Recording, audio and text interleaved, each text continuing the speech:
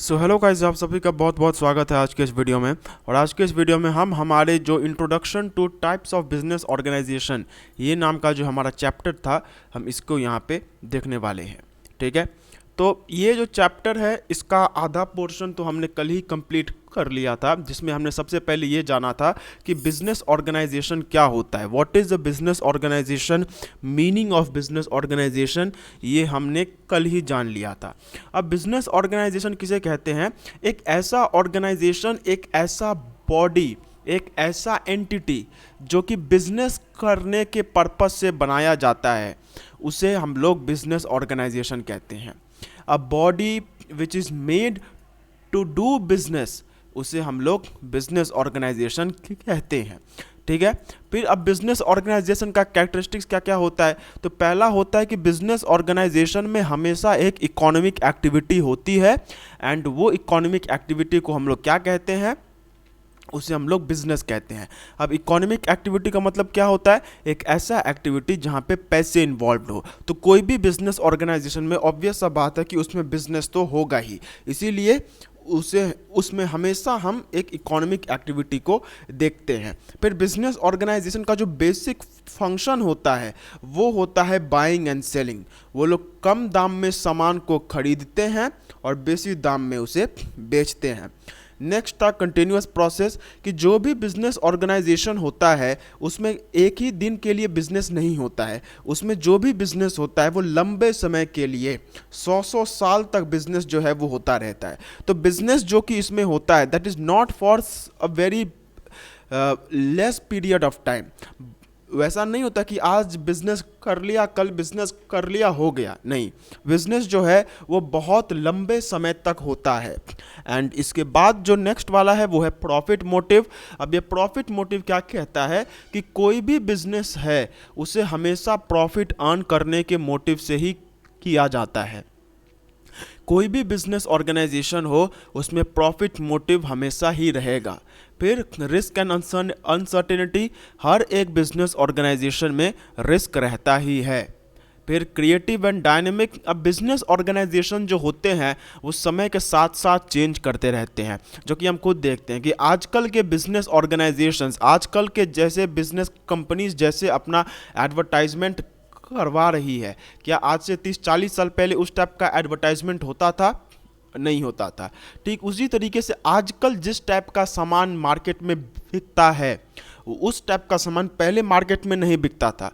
तो कंपनीज ने भी अपना मैन्युफैक्चरिंग जो है उसके हिसाब से चेंज किया है। जैसे मैं अगर बात करूं तो पहले कोका कोला का एक 10 रुपये का भी एक ये आता था, जिसे हम लोग कहते हैं 10 रुपये का एक शीशे का बोतल आता था। आज वो बहुत रेयर हो गया है, आपको शायद ही अपने इलाके में किसी दुकान पे वो दिखाई देगा। आजकल क्या हो गया है, आजकल जो प्लास्टिक की बोतल होती है वो हो गई है, क्योंकि वही चीज़ अब शीशे में बनाना कंपनी को ज़्यादा महंगा पड़ता है। शीशे में डर रहता है कि शीशा कहीं अगर टूट गया तो माल का नुकसान हो जाएगा, फिर शीशा टूट जाने से लोगों को भी ये रहता है, फिर शीशा को ले जाना भी मुश्किल होता है। तो आजकल शीशा में शायद ही आपको कोका कोला कहीं पे भी मिलेगा। आपको अगर मिलता भी है तो वो छोटे से बॉटल में 20 रुपए के बॉटल में आपको मिलेगा। तो ये सब चीज़ें होती है, एंड उसी के साथ साथ जो भी बिजनेस ऑर्गेनाइजेशन होता है वो समय के साथ चेंज होता रहता है। नेक्स्ट है कस्टमर सेटिस्फैक्शन। अब कस्टमर सेटिस्फैक्शन क्या है कि हर एक बिजनेस ऑर्गेनाइजेशन, चाहे वो कितना ही छोटा हो, चाहे वो कितना ही बड़ा क्यों ना हो, वो हमेशा ही अपने बिजनेस में को एक्सपैंड करने के बारे में सोचता है। सॉरी, कस्टमर सेटिस्फैक्शन के ऊपर में वो सोचता है, एक्सपैंड करने के बारे में भी सोचता है। और कस्टमर सेटिस्फैक्शन एक बिजनेस ऑर्गेनाइजेशन का एक बहुत बड़ा एम होता है। फिर सोशल एक्टिविटी, देखिए बिजनेस जो है वो सिर्फ एक बिजनेस इकोनॉमिक एक्टिविटी नहीं है, वो एक सोशल एक्टिविटी भी है। मतलब इसमें आपको बिजनेस करते वक्त आपको अपने प्रॉफिट से भी ज़्यादा सोसाइटी का ध्यान रखना होता है। इसीलिए कोई भी अगर सामान होता है तो उसमें हमेशा आपको एक सर्टिफिकेशन लेना होता है कि ये जो सामान है ये सामान लोगों के लिए फिट है। ठीक इसी तरीके से जो भी कंपनीज होते हैं वो प्रॉफिट तो अर्न करते ही हैं, मेन बिजनेस तो करते ही हैं, लेकिन इसके साथ ही साथ वो लोग सोशल वर्क भी अच्छा खासा करते हैं। एंड नेक्स्ट है गवर्नमेंट कंट्रोल। तो बिजनेस ऑर्गेनाइजेशन चाहे वो जितना ही छोटा हो, चाहे वो जितना ही बड़ा क्यों ना हो, उस पर गवर्नमेंट कंट्रोल हमेशा ही रहता है। Government control is always there. And next बात करें ऑप्टिमम यूटिलाइजेशन ऑफ रिसोर्सेज की, तो ऑप्टिमम यूटिलाइजेशन ऑफ जो रिसोर्सेज होता है वो हमेशा हर एक बिजनेस ऑर्गेनाइजेशन में होता है। तो ये सब था बिजनेस ऑर्गेनाइजेशन का फीचर्स।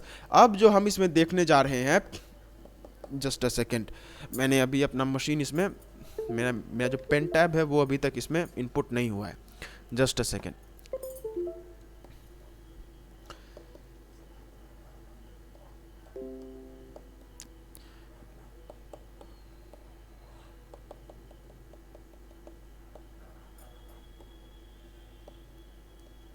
Just a second. हाँ, तो अब हम लोग देखने वाले हैं टाइप्स ऑफ बिजनेस ऑर्गेनाइजेशन, कि बिजनेस ऑर्गेनाइजेशन कितने टाइप्स के होते हैं। तो देखिए बिजनेस ऑर्गेनाइजेशन जो है ये बेसिकली कैसे देखा जाता है, ये देखा जाता है कि उसका मालिक कौन है, हु इज़ द ओनर। इसी बेसिस पे जो भी बिजनेस ऑर्गेनाइजेशंस होते हैं उनको क्लासिफाई किया जाता है। तो हम जानते हैं कि प्राइवेट कंपनीज होती हैं एंड सरकारी कंपनीज होती हैं। तो ठीक उसी तरीके से कोई भी बिजनेस ऑर्गेनाइजेशन होगा वो प्राइवेट एंटरप्राइज में हो सकता है, मतलब एक ऐसा एंटरप्राइज जिसको किसी प्राइवेट आदमी ने ओन किया हुआ है। एंड फिर हो सकता है सरकारी एंटरप्राइज जिसका मालिक सरकार होती है। एंड एक जॉइंट सेक्टर, मतलब जिसमें प्राइवेट भी है और पब्लिक, मतलब सरकारी भी है। तो ये दोनों चीज़ों के ऊपर में हो सकता है, प्राइवेट एंटरप्राइज भी हो सकता है, पब्लिक एंटरप्राइज भी हो सकता है, जॉइंट सेक्टर एंटरप्राइज भी हो सकता है। ठीक है, तो बिजनेस ऑर्गेनाइजेशन के मेनली ये 3 कैटेगरीज होते हैं कि या तो वो बिजनेस प्राइवेट होगा, या तो वो सरकारी होगा, या तो प्राइवेट और सरकारी दोनों होगा। अब प्राइवेट एंटरप्राइज के अंदर में और 2 सब हेडिंग्स आता है। एक प्राइवेट एंटरप्राइज और 2 तरीकों में बांटा जाता है, एक है नॉन कॉर्पोरेट फॉर्म एंड एक है कॉर्पोरेट फॉर्म। अब non corporate and corporate form क्या होता है, तो देखिए कॉर्पोरेट, हमने कल एक चीज़ पढ़ा था जिसे हम लोग कहते हैं सेपरेट लीगल एंटिटी। मतलब एक जो बिजनेस होता है, बिजनेस ऑर्गेनाइजेशन, वो अपने ओनर से बिल्कुल अलग होता है। बिजनेस ऑर्गेनाइजेशन अलग जगह पे काम करेगा, ओनर जो है वो अलग जगह पे काम करेगा। तो वही चीज़ यहाँ पे भी हमें देखने को मिलता है कि जो बिजनेस ऑर्गेनाइजेशन है वो अलग होता है एंड जो उसका ओनर है वो अलग होता है, जो कि हमने कल कंपनी के केस में देख लिया था। अब अगर आपको ये सब बाउंसर जा रहा है तो प्लीज़ इससे पहले आप वो जो लास्ट वीडियो है वो देख के आइए, तभी ये वीडियो आपको समझ में आएगा। तो हमने देखा कि प्राइवेट एंटरप्राइज जो है वो और 2 तरीकों से बांटे जा सकते हैं, एक नॉन कॉर्पोरेट और एक कॉर्पोरेट। तो नॉन कॉर्पोरेट का मतलब क्या होता है, नॉन कॉर्पोरेट का मतलब होता है ऐसे बिजनेस ऑर्गेनाइजेशन जिसमें बिजनेस ऑर्गेनाइजेशन एंड ओनर के बीच में कोई फर्क नहीं रहता है। Business organization and the owner are the same thing. जो बिजनेस ऑर्गेनाइजेशन है वही ओनर है एंड जो ओनर है वही बिजनेस ऑर्गेनाइजेशन है, दोनों के बीच में कोई भी फर्क नहीं रहता है। एंड अगर मैं बात करूं कॉर्पोरेट फॉर्म की, तो कॉर्पोरेट फॉर्म क्या कहता है कि जो बिजनेस है वो अपने कम मालिक से बिल्कुल अलग है। बिजनेस अलग, मालिक अलग। अगर बिजनेस को कुछ हो गया तो मालिक को भी कुछ नहीं होगा, एंड अगर मालिक को कुछ हो गया तो बिजनेस को भी कुछ नहीं होगा। जैसे हमने कल एक कंपनी के बारे में बात की थी कि कंपनी का मालिक कौन होता है, शेयर होल्डर। अब नॉर्मल तरीके से तो हम ये बोलते हैं कि अगर किसी कंपनी का शेयर होल्डर मर जाता है, मतलब उसका मालिक अगर मर जाता है तो कंपनी भी वहीं पे ख़त्म हो जाती है, लेकिन असली में ऐसा नहीं है। In reality it is not like that. अगर शेयर होल्डर मर भी जाता है तो भी कंपनी को कुछ नहीं होता है, कंपनी अपने आप चलती रहती है, कंपनी कभी भी मरती नहीं है।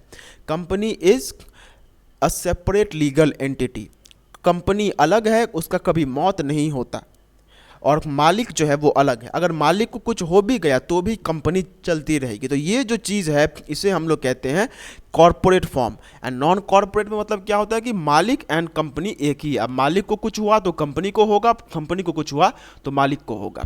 तो नॉन कॉरपोरेट फॉर्म में क्या आता है, सोल प्रोप्राइटरशिप, मतलब एक आदमी जो है वो मालिक है। पार्टनरशिप मतलब दो या दो से ज़्यादा आदमी मालिक हैं। एंड जॉइंट हिंदू फैमिली मतलब एक ऐसा हिंदू फैमिली जो कि जॉइंट है, मतलब जिसमें दादा परदादा चाचा चाचा के भाई सब कुछ एक ही साथ रहते हैं। तो उसे हम लोग जॉइंट हिंदू फैमिली कहते हैं, मतलब बेसिकली एक जॉइंट फैमिली। तो एक जॉइंट हिंदू फैमिली जब बिजनेस करती है तो वही उसकी ओनर होती है। तो इस टाइप का बिजनेस जिसका मालिक एक जॉइंट हिंदू फैमिली पूरा का पूरा फैमिली होता है, उसे हम लोग जॉइंट हिंदू फैमिली बिजनेस कहते हैं। ठीक है, अब हमने नॉन कॉरपोरेट देख लिया था। अब आज जो हम लोग देखने वाले हैं वो है कॉरपोरेट फॉर्म। अब कॉरपोरेट फॉर्म का मतलब क्या होता है कि ऐसा चीज़ जहाँ पे जो बिजनेस ऑर्गेनाइजेशन है वो बिल्कुल अलग है अपने ओनर से, दोनों के बीच में एक दीवार है, दोनों को हम लोग चाह के भी एक नहीं कर सकते हैं।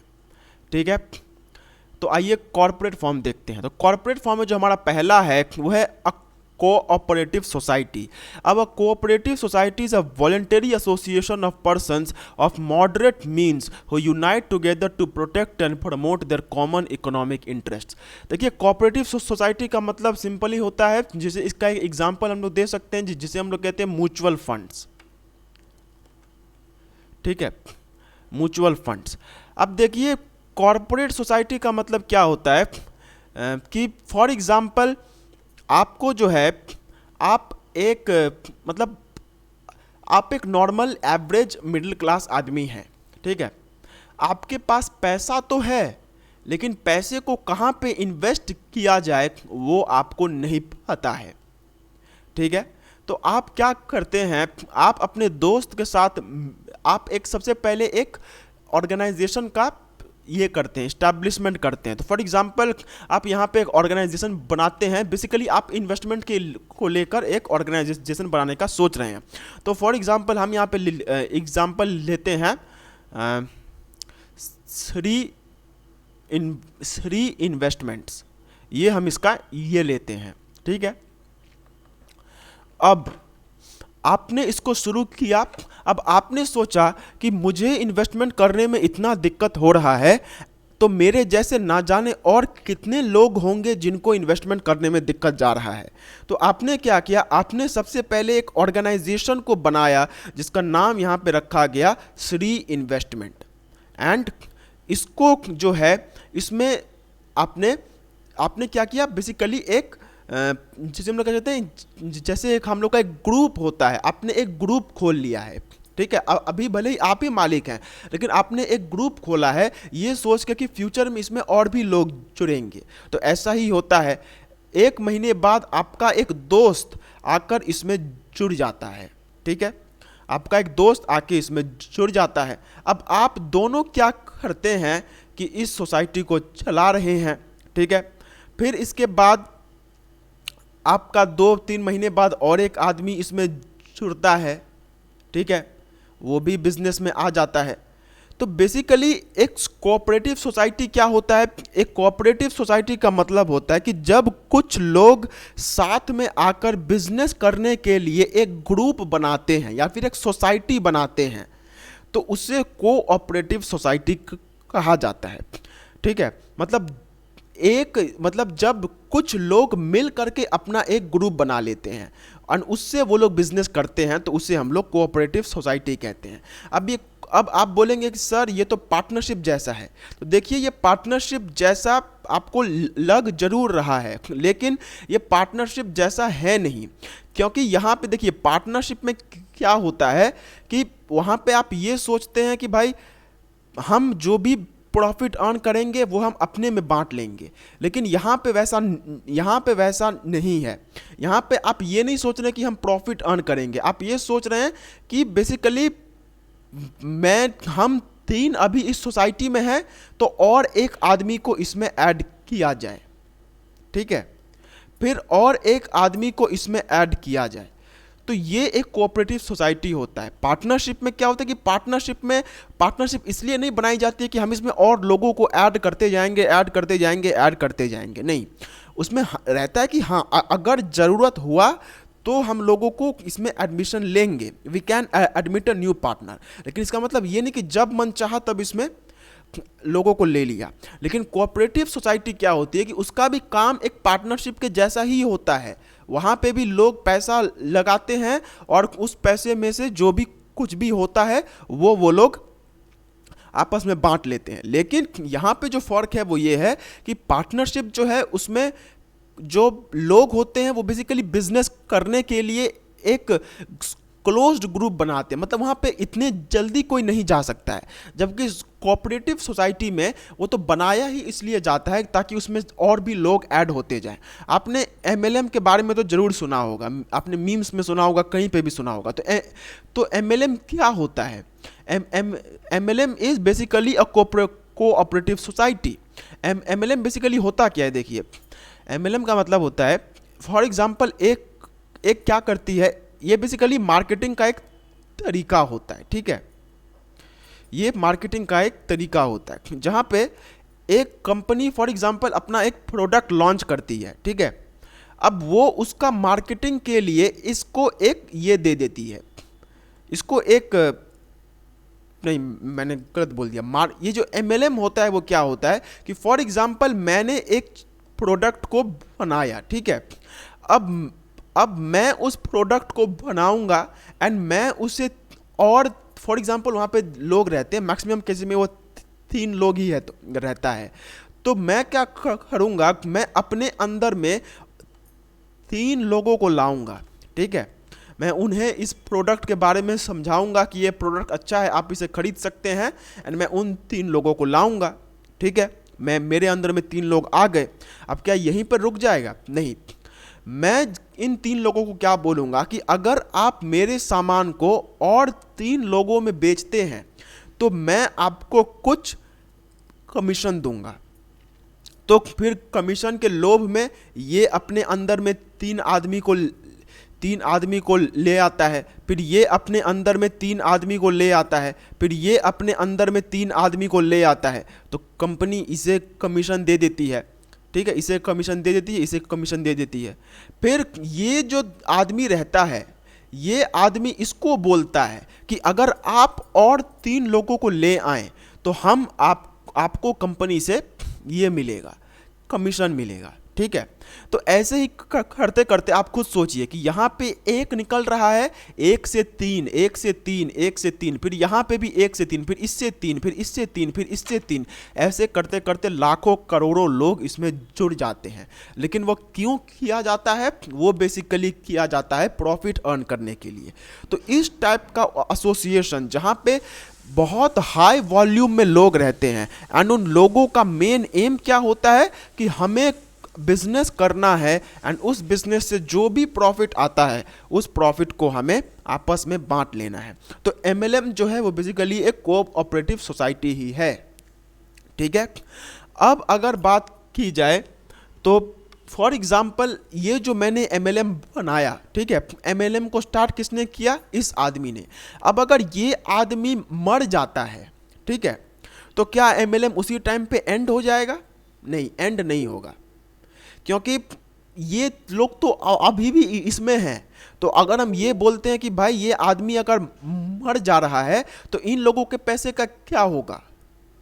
तो एमएलएम जो होता है वो चलता ही रहता है, वो चलता ही रहता है, क्योंकि बेसिकली ये जो ऊपर में एक आदमी नहीं बैठा रहता, ये तो मैंने एग्जांपल के लिए आपको आदमी बोल दिया। यहाँ पे एक कंपनी रहता है, ठीक है, यहाँ पे एक कंपनी रहती है जो कि सामान बनाती है।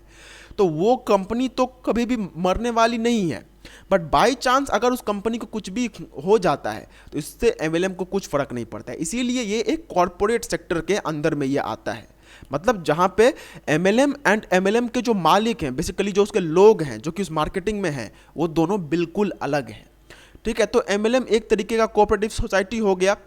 फिर इसके बाद एक कोऑपरेटिव सोसाइटी और हो सकता है जिसे हम लोग कहते हैं म्यूचुअल फंड, जो कि मैंने अभी आपको स्टार्टिंग में थोड़ा सा इंट्रोडक्शन दिया था। म्यूचुअल फंड में क्या होता है?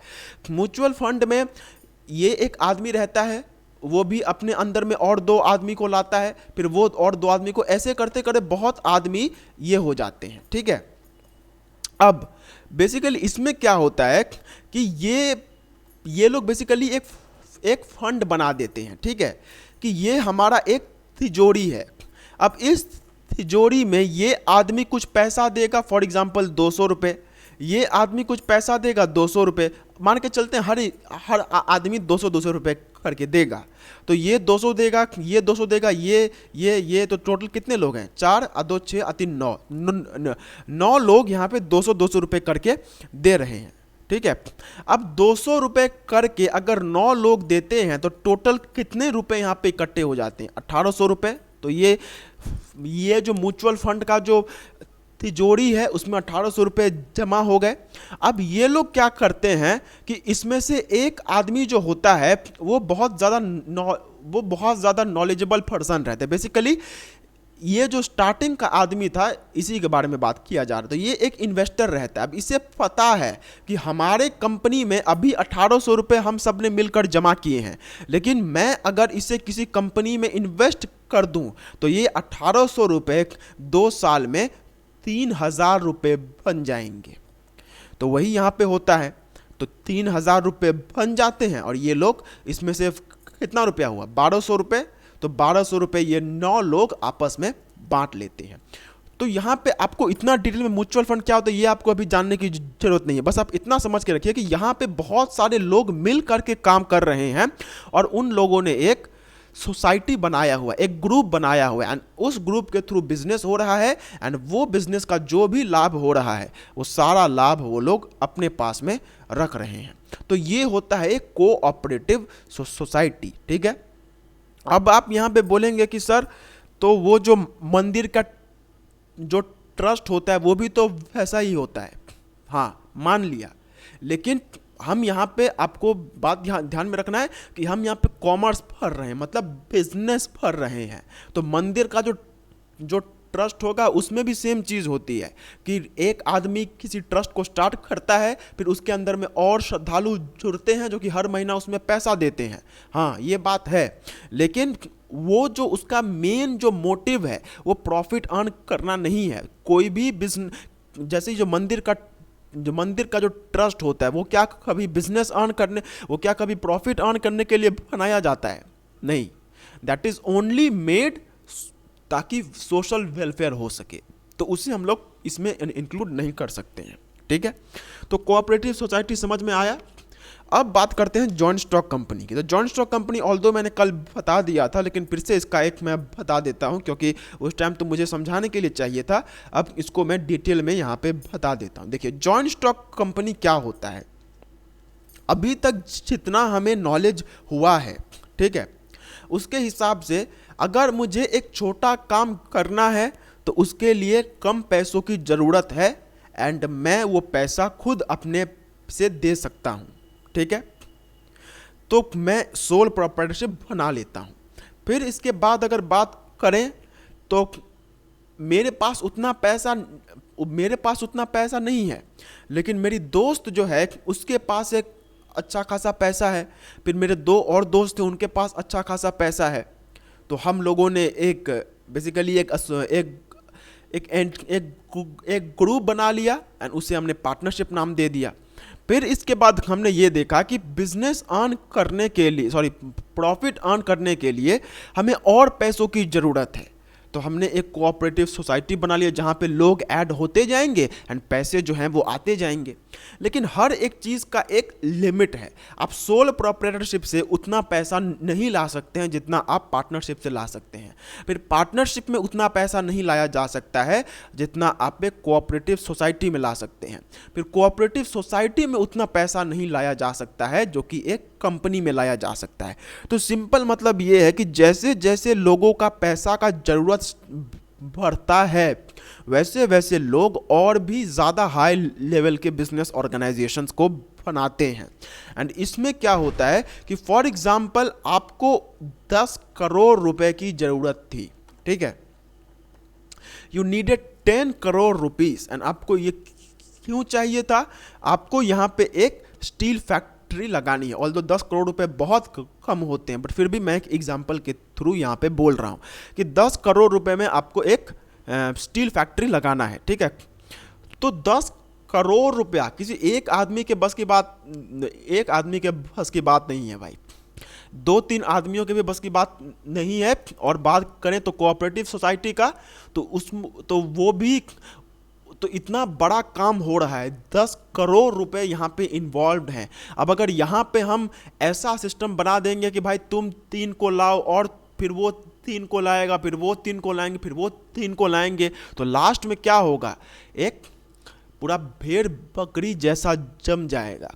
और जितना ज़्यादा लोग उतने ज़्यादा यहाँ पे प्रॉब्लम्स। तो इसी वजह से क्या होता है कि जब बहुत ज़्यादा पैसों की ज़रूरत होती है एंड ये पैसा किसी भी सोर्स के थ्रू नहीं लाया जा सकता है, तो इसे लाया जाता है जॉइंट स्टॉक कंपनी के थ्रू, ठीक है। अब यहाँ पे बेसिकली होता क्या है, देखिए, ये फॉर एग्जांपल हम ये जो डिब्बा है, इस डिब्बा को मान के चलते हैं कि हमें इतना पैसा चाहिए। अब हम जान चुके हैं कि इतना पैसा नॉर्मली ला पाना पॉसिबल नहीं है, तो हम क्या करते हैं कि ये जो पैसा है इसे छोटे छोटे टुकड़ों में बांट देते हैं, क्योंकि 10 करोड़ एक दो आदमी के बस की बात, एक आदमी या फिर 2-3 आदमी के बस की बात नहीं है, लेकिन करोड़ों आदमियों के थ्रू तो 10 करोड़ लाया जा सकता है ना। अगर 1 करोड़ आदमी से, हर एक आदमी से 10 रुपए भी अगर ले लिए जाएं तो भी तो 10 करोड़ आराम से आ जाएगा। तो वही यहाँ पे होता है कि जितना टोटल पैसों की ज़रूरत होती है, उन सभी पैसों को हम क्या करते हैं कि छोटे छोटे टुकड़ों में बांट देते हैं। जैसे हम लोग आप ये अपने कोचिंग क्लास में भी करते हो कि सर का बर्थडे मनाना है, भाई हर कोई 100 रुपया करके लाएगा। तो सर का बर्थडे मनाना इतना महंगा है कि वो आप खुद अफोर्ड नहीं कर सकते हैं, तो आप क्या करते हैं, आप टोटल पैसे को छोटे छोटे लॉट्स में बांट देते हैं। एंड सेम चीज़ यहाँ पे भी होता है कि 10 करोड़ एक आदमी के बस की बात नहीं है, तो उसे छोटे छोटे टुकड़ों में बांट दो। अब ये फॉर एग्जाम्पल 10 करोड़ में से 1 लाख रुपए का टुकड़ा है, तो ये 1 लाख रुपए कोई एक आदमी ले आएगा, फिर दूसरा 1 लाख रुपए कोई एक आदमी ले आएगा, तीसरा 1 लाख रुपए कोई एक आदमी ले आएगा। मतलब बहुत सारे लोग मिल करके पैसा कंट्रीब्यूट करेंगे। तो ये जो पैसा है, तो ये जो पैसा जो कि हमारे बिजनेस को चाहिए होता है, इसे हम लोग कहते हैं स्टॉक, या फिर इसे कैपिटल भी कहा जाता है, ठीक है। इसे स्टॉक या कैपिटल भी कहा जाता है। अब ये जो स्टॉक है इसको छोटे छोटे टुकड़ों में बांट दिया गया है एंड हर एक टुकड़ा जो है वो किसी एक आदमी के पास है। अब तक तो हम समझ ही चुके हैं कि भाई जो भी बिजनेस में पैसा लगाता है वो उसका मालिक होता है। तो जितने भी लोगों ने, फॉर एग्जांपल यहाँ पे 1 करोड़ लोगों ने, 1 करोड़ लोगों को तो यहाँ पे बनाना पॉसिबल नहीं है, लेकिन मान के चलते हैं कि ये 1 करोड़ लोग हैं। अब 1 करोड़ लोग में से इसने ये खरीदा, फिर इसने ये खरीदा, इसने ये खरीदा, इसने ये खरीदा, इसने ये खरीदा, ऐसे ही सारे जो हैं वो बिक गए। तो अब अगर हम यहाँ पे देखें तो हमारा ये जो टोटल स्टॉक है ये हमें चाहिए एंड इसको छोटे छोटे टुकड़ों में बांटा है और ये सभी लोग मिल करके इसके मालिक हैं। They are the joint owners of the stock. कोई एक आदमी नहीं कह सकता कि भाई मैं स्टॉक का अकेला का मालिक हूं, नहीं, हर आदमी जिसने उसमें पैसा लगाया हुआ है वो उसका मालिक है। तो यहां पे हम क्या देख रहे हैं कि जो टोटल स्टॉक है उसको जॉइंटली ओन किया गया है इन लोगों के द्वारा। These people have jointly owned that stock and जब पूरा स्टॉक को जॉइंटली ओन किया जाता है, सभी मिल करके उसके मालिक होते हैं, तो उस टाइम पे जो ऑर्गेनाइजेशन बनता है उसे हम लोग कहते हैं जॉइंट स्टॉक कंपनी। मतलब एक कंपनी का जितना भी पैसा का रिक्वायरमेंट है उसको छोटे छोटे टुकड़ों में बांट दो, फिर हर एक टुकड़ा किसी एक आदमी को दे दो। जितने भी लोग सारे टुकड़े को खरीदेंगे वो सभी हमारे कंपनी के मालिक होंगे एंड इससे हमारे बिजनेस में पैसा आ जाएगा। अब यहाँ पे अगर मैं बात करूँ तो ये जो टुकड़ा होता है ना, ये टुकड़ा को ही हम लोग बेसिकली बोलते हैं शेयर। आपने शेयर के बारे में तो ऑब्वियसली सुना ही होगा। तो ये जो टुकड़ा होता है यही होता है शेयर। एंड अगर मैंने एक शेयर खरीदा है तो मैं क्या बन जाता हूं, मैं बन जाता हूं share holder.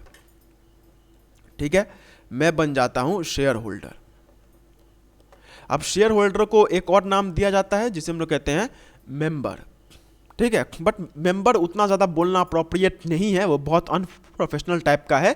Mainly share holder कहा जाता है। तो होप आपको जॉइंट स्टॉक कंपनी समझ में आया होगा। तो joint stock company is a voluntary association of persons for profit having a capital divided into transferable shares the ownership of which is the condition of membership. मतलब आपको अगर उसका मालिक बनना है, तो अगर आपको उसका मेंबर बनना है तो आपको उस कंपनी का उतना सा टुकड़ा जो है वो खरीदना होगा। ठीक है, तो यहां तक था हमारा प्राइवेट एंटरप्राइज। ठीक है, अब हम लोग देखने वाले हैं पब्लिक एंटरप्राइज, मतलब सरकारी कंपनीज। अब देखिए, अगर यहां पे बात की जाए तो पब्लिक एंटरप्राइज जो होता है वो जॉइंट स्टॉक कंपनी ही होता है। ठीक है, जो पब्लिक एंटरप्राइज होते हैं वो बेसिकली जॉइंट स्टॉक कंपनी ही होता है। जॉइंट स्टॉक कंपनी जो है वो प्राइवेट भी हो सकता है एंड वो पब्लिक भी हो सकता है।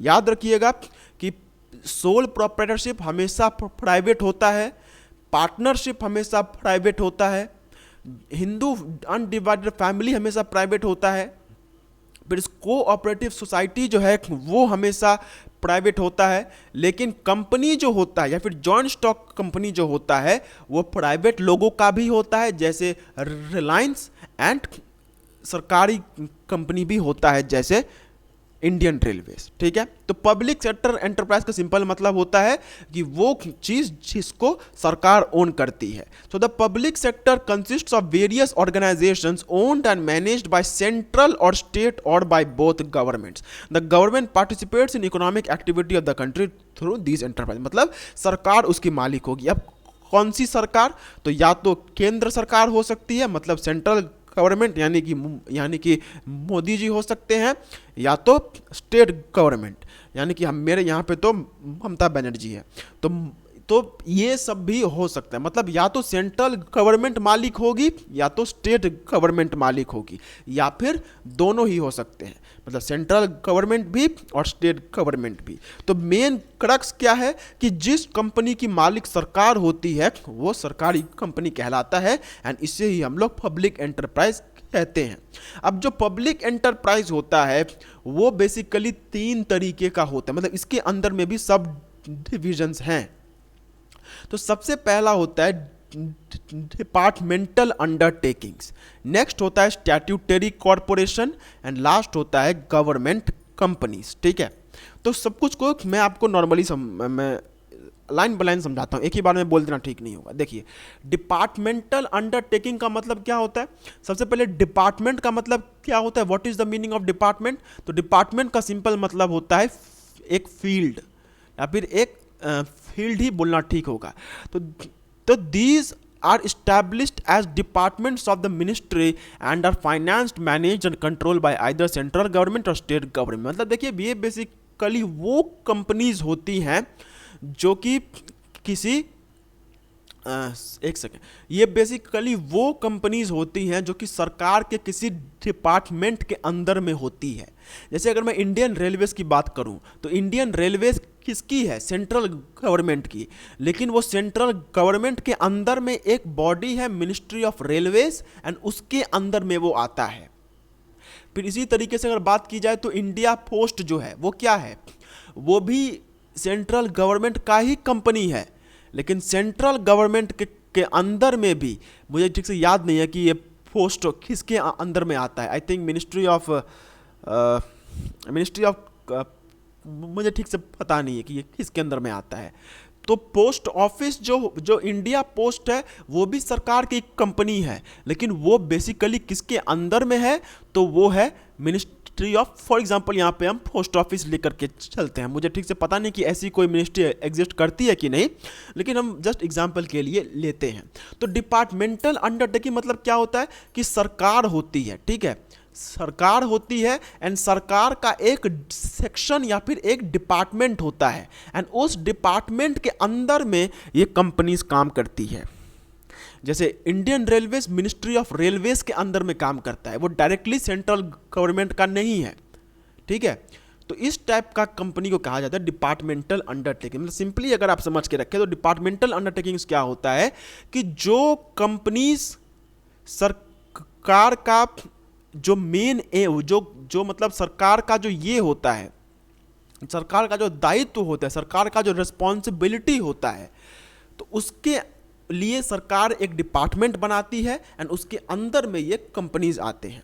ठीक है, फिर नेक्स्ट है स्टैट्यूटरी ऑर्गेनाइजेशन। अब स्टैट्यूटरी ऑर्गेनाइजेशन का मतलब क्या होता है? तो स्टैट्यूटरी का मतलब क्या होता है? कानूनी। ठीक है, कानूनी। अब कानूनी का मतलब क्या होता है? देखिए, बहुत सारे ऐसे कंपनीज होते हैं जिनको इस्टेब्लिश करने के लिए सरकार कुछ कानून बनाती है। ठीक है, फॉर एग्जांपल जैसे अगर बात किया जाए तो मुझे तो कुछ, जैसे मैं अगर बात करूं लाइफ इंश्योरेंस कॉरपोरेशन की, LIC की, तो LIC जो है वो सरकार का ही एक कंपनी है, लेकिन क्या LIC के लिए सरकार के पास अपना एक अलग डिपार्टमेंट है? नहीं, ऐसा नहीं है। LIC किसी भी डिपार्टमेंट के अंदर में नहीं आती है। तो जो कंपनी सरकार की है लेकिन वो डिपार्टमेंट के अंदर में नहीं आती है, तो वो कंपनी स्टैट्यूटरी हो सकती है। मतलब एक कानून बनाया जाता है एंड उस कानून के हिसाब से उस कंपनी को बनाया जाता है। जैसे मैं अगर GST की बात करूं तो GST एक कानून था जो कि 2017 में लाया गया। ठीक इसी तरीके से कुछ पर्टिकुलर कानून बनाया जाता है पार्लियामेंट के द्वारा एंड उस कानून के बनाए जाने के बाद ये कंपनीज बनाई जाती हैं। जैसे मैं अगर बात करूं लाइफ इंश्योरेंस कॉरपोरेशन की, तो ये एक LIC का एक एक्ट है, LIC एक्ट, मुझे ठीक से उसका नाम याद नहीं है, बट LIC का भी एक कानून है एंड वो कानून जब बनाया गया तो उस कानून के अंतर्गत इसको भी बनाया गया। फिर आपने एक नाम सुना होगा और अगर नहीं सुना होगा तो आगे सुन ही लेंगे, उसे हम लोग कहते हैं सेबी। जिन्होंने स्कैम 1992 देखा हुआ है वो इस चीज़ को जानते हैं। तो सेबी क्या है? 1992 में जब स्कैम हुआ था तो उसके बाद एक एक्ट बनाया गया जिसे हम लोग कहते हैं सेबी एक्ट। ठीक है, securities exchange board of India act. And इस एक्ट के अंदर में सेबी को बनाया गया। तो जब कोई कानून बनाकर किसी बॉडी को बनाया जाता है तो उसे हम लोग कहते हैं स्टैट्यूटरी कॉरपोरेशन। ठीक है, इसको हम एक एग्जांपल के थ्रू समझते हैं। फॉर एग्जांपल आपके स्कूल में अलग अलग डिविजन्स के टीचर होंगे। आपके स्कूल में कुछ इंग्लिश के टीचर्स होंगे, कुछ साइंस के टीचर्स होंगे, कुछ मैथ्स के टीचर्स होंगे, फिर कुछ यहाँ पे हिस्ट्री के टीचर होंगे। तो एक स्कूल के अंदर में अलग अलग डिपार्टमेंट होता है, हिस्ट्री का डिपार्टमेंट, साइंस का डिपार्टमेंट, बिजनेस का डिपार्टमेंट, मैथ्स का डिपार्टमेंट। एंड इस डिपार्टमेंट के अंदर में एक टीचर जो है वो आता है। ठीक है, अब फॉर एग्जाम्पल आपके स्कूल में एक ऐसा डिपार्टमेंट ऐड हुआ जो कि आपके स्कूल में पहले कभी नहीं था। जैसे फॉर एग्जाम्पल आपके स्कूल में अब लॉ भी पढ़ाया जाता है, लीगल स्टडीज़ जो है वो भी आपके स्कूल में पढ़ाई जाती है। तो लीगल स्टडीज़ जब आपके स्कूल में पढ़ाई जा रही है तो उसके लिए तो कोई टीचर है नहीं, तो उसके लिए अलग से एक टीचर को लाना होगा। तो जब स्पेशली टीचर को लाना होता है तो ठीक उसी तरीके से स्टैट्यूटरी कॉरपोरेशन में भी अलग से एक्ट बनाया जाता है, स्पेशल एक्ट बनाया जाता है एंड वो एक्ट के हिसाब से यहाँ पे स्टैट्यूटरी कॉरपोरेशन जो है वो बनाए जाते हैं। इसका एग्जांपल क्या है? SEBI and life insurance corporation of India. Next अगर बात करें कंपनी। अब कंपनी का मतलब क्या होता है कि भैया जो टोटली सरकार के अंदर में है, ये ना ही सरकार के किसी डिपार्टमेंट के अंदर में आती है, ना ही एक किसी एक्ट के द्वारा बनाई गई है। इस पे पूरी जो कंट्रोल है वो सरकार का है। मतलब एक ऐसी जॉइंट स्टॉक कंपनी जिसका मालिक सरकार है। ठीक है, सॉरी जॉइंट स्टॉक बोलना ठीक नहीं होगा, सिंपली कंपनी बोलना ठीक होगा, क्योंकि जॉइंट स्टॉक का मतलब फिर इसमें शेयर होल्डर्स आ जाएंगे। तो सरकारी कंपनी का शेयर होल्डर्स नहीं होता है बेसिकली, मुझे जहाँ तक पता है कि सरकारी कंपनीज जो होती है वो टोटली सरकार के द्वारा ओन्ड रहती है। तो वहाँ पे ये नहीं आता है। मतलब वहाँ पे मैं क्या बताऊँ, वहाँ पे आई जस्ट फॉरगॉट, मतलब वहाँ पे शेयर होल्डर्स नहीं आते हैं। हाँ, अगर उस कंपनी को शेयर होल्डर्स को दिया जा रहा है, जो कि LIC के केस में भी कुछ सालों पहले हुआ था कि LIC अब तक पूरी कंपनी ये थी, लेकिन पूरी पूरी सरकार के पास में थी, लेकिन बाद में अब उसके कुछ शेयर्स जो हैं, मतलब उसका जो कैपिटल है उसको शेयर्स में बांटा गया एंड उसे मार्केट में दे दिया गया। तो वो एक अलग चीज़ है, लेकिन जब तक गवर्नमेंट कंपनी को हम लोग शेयर्स उसमें नहीं होता है, ठीक है। तो देखिए गवर्नमेंट कंपनी जो होता है उसमें उसका मतलब क्या है कि जिसका मालिक सरकार होता है। अब इसका एक मतलब जिसको हम लोग प्रोफेशनल डेफिनेशन कहे तो क्या होता है, देखिए आपको आपको एक चीज़ बहुत अच्छे से समझना होगा, वो ये है कि शेयर जो होता है ना, शेयर का मतलब होता है पावर। आपके पास जितने ज़्यादा शेयर होंगे आपके पास उतने ज़्यादा पावर्स होंगे। ठीक इसी तरीके से अगर किसी कंपनी के 1,00,000 शेयर्स हैं, ठीक है, एंड इस कंपनी का अगर आपके पास 20% यानी कि 20% मतलब कितना, 20,000 शेयर अगर आपके पास में है तो मतलब आप 20,000 शेयर्स के हिसाब से आपके हाथ में पावर भी है। You have the power of 20,000 shares.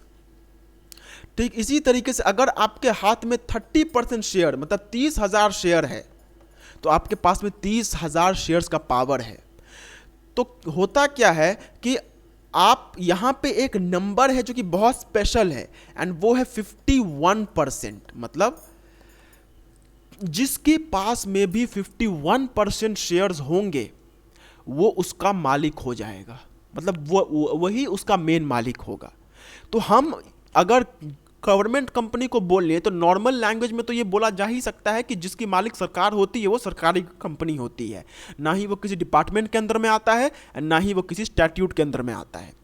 लेकिन अगर प्रॉपर डेफिनेशन देना हो तो हमें ये बताना पड़ेगा कि भैया 51% शेयर्स जिस कंपनी के 51% शेयर्स किसी सरकार के पास होता है तो उसे हम लोग गवर्नमेंट कंपनी कहते हैं। अब आप बोलेंगे सर अभी तो आपने कहा कि सरकारी कंपनी का शेयर नहीं होता है। हाँ, मैंने कहा कि सरकारी कंपनी का शेयर नहीं होता है एंड ये बात सच भी है, लेकिन इसका मतलब ये नहीं है कि हम सरकारी कंपनी सिर्फ उन्हीं कंपनीज को बोलेंगे जो कि सरकार के अंदर में आती है। नहीं, बहुत कुछ हो सकता है। देखिए पूरा शेयर्स का खेल है भाई।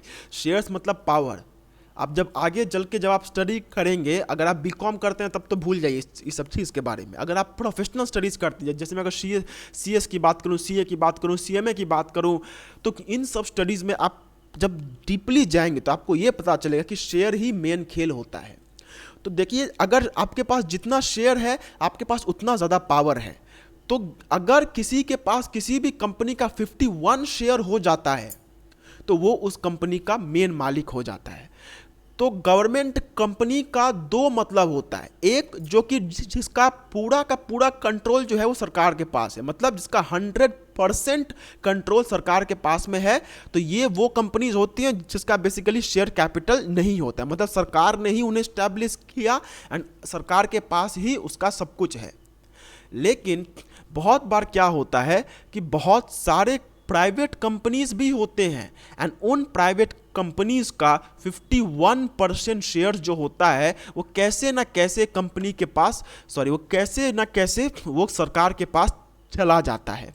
तो वो कंपनीज भी जो होती हैं वो भी सरकारी कंपनी कहलाती हैं।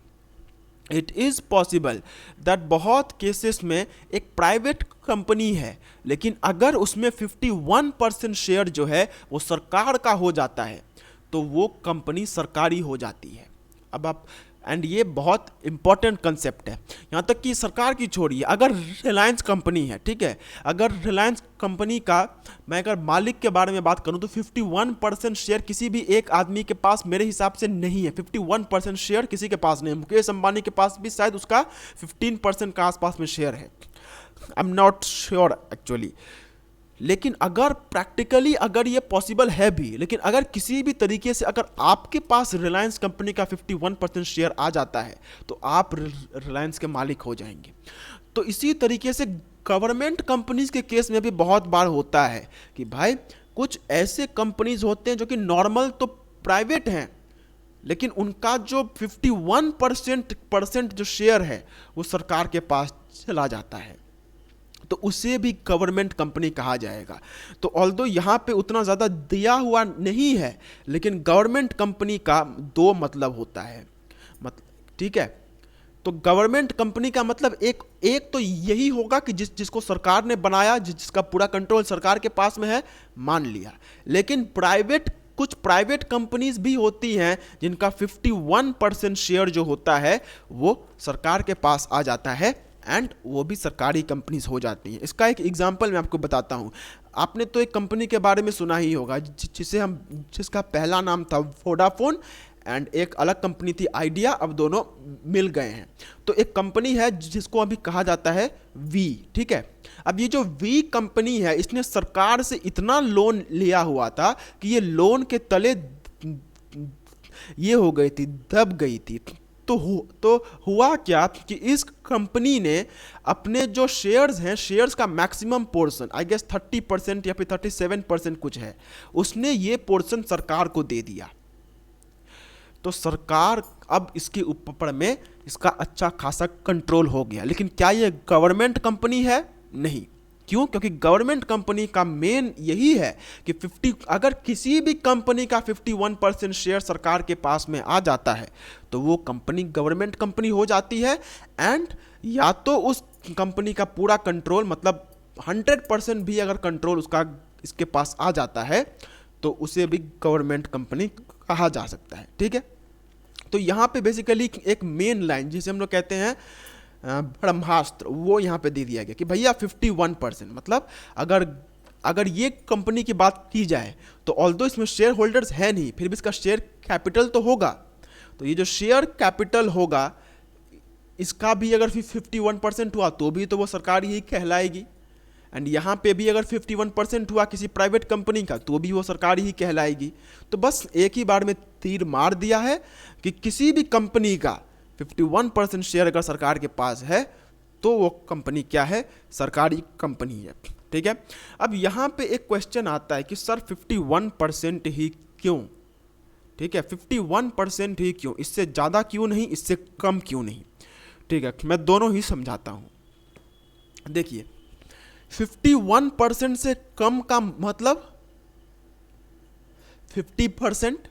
अब अगर सरकार के पास 50% है, मतलब सिर्फ आधा ही शेयर है भाई, आधा शेयर तो किसी दूसरे के पास है, तो यहां पे तो नहीं बोला जा सकता, क्योंकि मैक्सिमम तो यहां पे हुआ नहीं ना।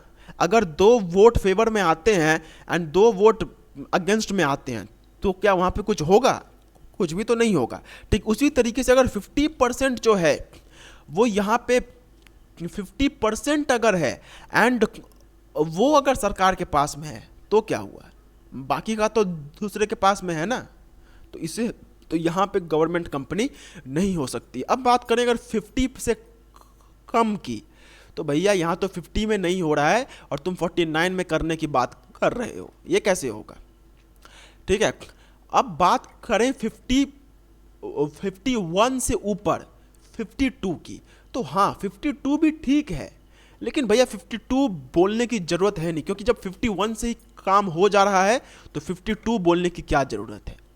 मतलब एक ऐसा नंबर चाहिए जो कि 50 से ज़्यादा भी हो एंड उससे अच्छा खासा काम भी हो जाए। ज़्यादा तो 75 भी है, लेकिन क्या 75 हमें उतना ज़्यादा चाहिए?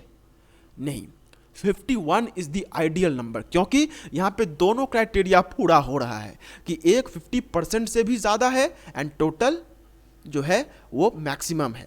इसीलिए 51% जो होता है वो मेन चीज़ होता है। तो सरकारी कंपनी आपको समझ में आया? ये 2 तरीके की हो सकती है कि एक या तो सरकार के पास टोटल उसका कंट्रोल है, मतलब सब कुछ सरकार के पास में है, एंड दूसरा या तो किसी प्राइवेट कंपनी थी लेकिन उसका धीरे धीरे शेयर खरीदते खरीदते उस कंपनी का मैक्सिमम शेयर अब अगर 51% सरकार के पास आ गया है तो वो सरकारी कंपनी हो जाती है। एंड अगर बात करें भैया पब्लिक प्राइवेट एंटरप्राइज पार्टनरशिप की, तो इसमें भी एक बात बस ध्यान में रखिएगा कि ये भी एक जॉइंट स्टॉक कंपनी ही होता है, जिसमें क्या होता है कि प्राइवेट लोग भी मालिक होते हैं, ठीक है, एंड पब्लिक मतलब सरकारी जो है वो भी मालिक होती है। प्राइवेट लोग भी मालिक हैं एंड सरकारी भी मालिक है, सरकार भी मालिक है, ठीक है। तो इस टाइप का जो भी कंपनी होता है उसे हम लोग पब्लिक प्राइवेट पार्टनरशिप जो है वो कहते हैं।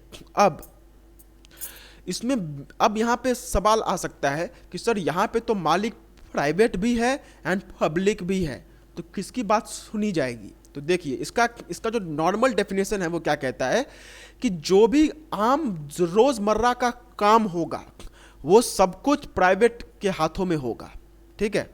लेकिन जो मेन कंट्रोल रहेगा वो पब्लिक के पास रहेगा, ठीक है। जो मेन कंट्रोल रहेगा वो पब्लिक के पास रहेगा। So this is also a public private enterprise. मतलब रोजमर्रा का काम जो है वो प्राइवेट कंपनी करेगी, मतलब जो प्राइवेट इंडिविजुअल्स होंगे वो करेंगे, एंड मेन मालिक जो है वो पब्लिक करेगी। मतलब खटेगा ये, खाएगा ये। अब ऐसा क्यों? तो भैया सिंपल सा बात है कि आप अभी बोलेंगे कि सर सरकार क्यों बैठे बैठे खाएगी। देखिए ये सब शेयर्स का खेल है, आप इतना दिमाग में बिठा लीजिए भैया। शेयर्स जो है ना वो मतलब आजकल के ज़माने में गोली से उतना ज़्यादा इफेक्ट नहीं होता है जितना शेयर से इफेक्ट होता है।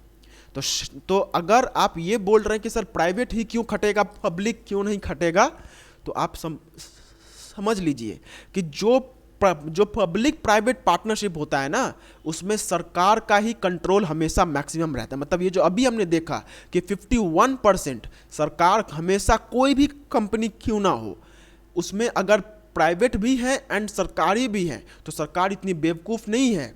सरकार हमेशा ही उसमें 51% मिनिमम बचा करके रखती है, एंड रेस्ट 49% जो है वो प्राइवेट को दिया जा सकता है। तो इसी वजह से जो 490 होता है, सॉरी 49, जो 49% होता है वो क्योंकि प्राइवेट के पास में है, 51 जो है वो सरकार के पास में है, तो मैक्सिमम किसके पास में है? सरकार के पास में। तो सरकार ही मालिक रहेगी।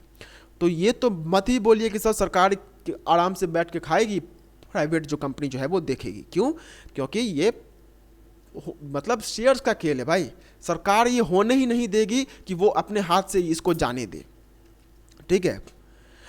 फिर नेक्स्ट है अमूल मिल्क। अब इसका एग्जांपल क्या है? देखिए अमूल मिल्क यूनियन लिमिटेड, जो अमूल दूध है वो पूरी तरीके से प्राइवेट कंपनी भी नहीं है, वो पूरी तरीके से सरकारी कंपनी भी नहीं है। उसमें कुछ शेयर जो है वो सरकार का है, एंड मतलब मैक्सिमम ही है जो है वो सरकार का है, एंड जो ये है मतलब जो उसका 49% जो होगा वो प्राइवेट के पास में। फिर मारुति उद्योग, यस मारुति सुजुकी जो है उसमें भी मैक्सिमम शेयर सरकार के पास में है, एंड बाकी के 49% जो है वो प्राइवेट एंटरप्राइजेस के पास में है।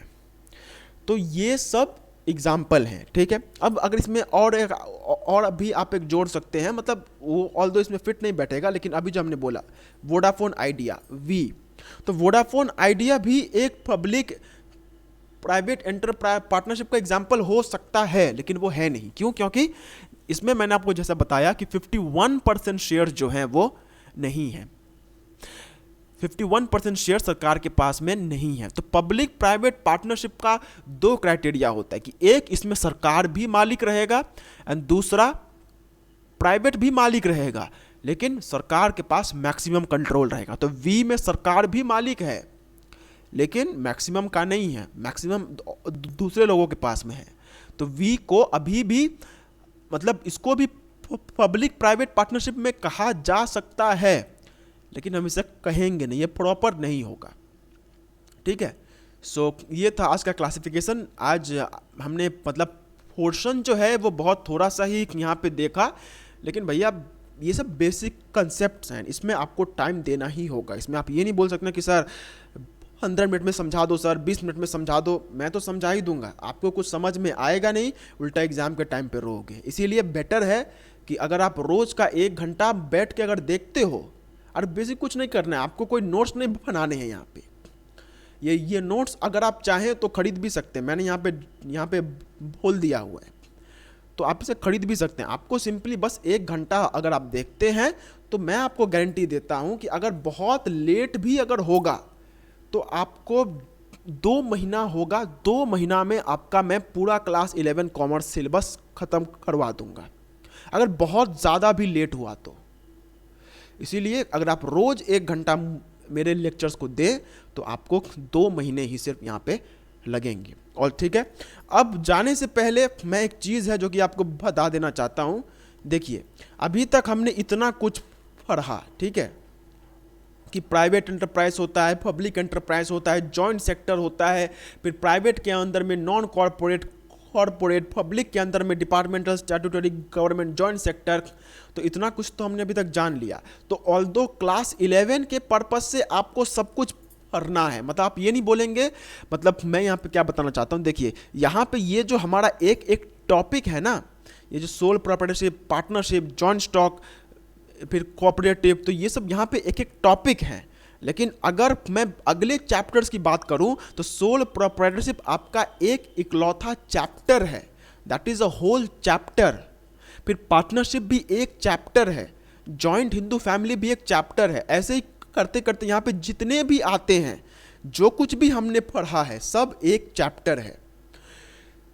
तो आपको क्लास 11 के पर्पज से तो आपको सब कुछ को इक्वल तरीके से पढ़ना होगा, ठीक है। लेकिन अगर मैं आपको ये कहूँ कि फ्यूचर में अगर आपको ज़रूरत है तो उसके लिए आपको sole proprietorship, partnership and joint stock company, ये 3 चीज़ें तो भैया आपको पता होनी ही चाहिए। मतलब इन 3 चीज़ों के बारे में थॉरो नॉलेज जो है वो आपको होना चाहिए, क्योंकि जब क्लास 12 में हम जाएंगे तो वहाँ पे पूरा का पूरा जो क्लास 12 का जो 80% जो सिलेबस है वो इन्हीं 3 के ऊपर में बेस्ड है। एंड 80% में से भी मतलब मैं बात करूँ 75% की, तो जॉइंट स्टॉक कंपनी ही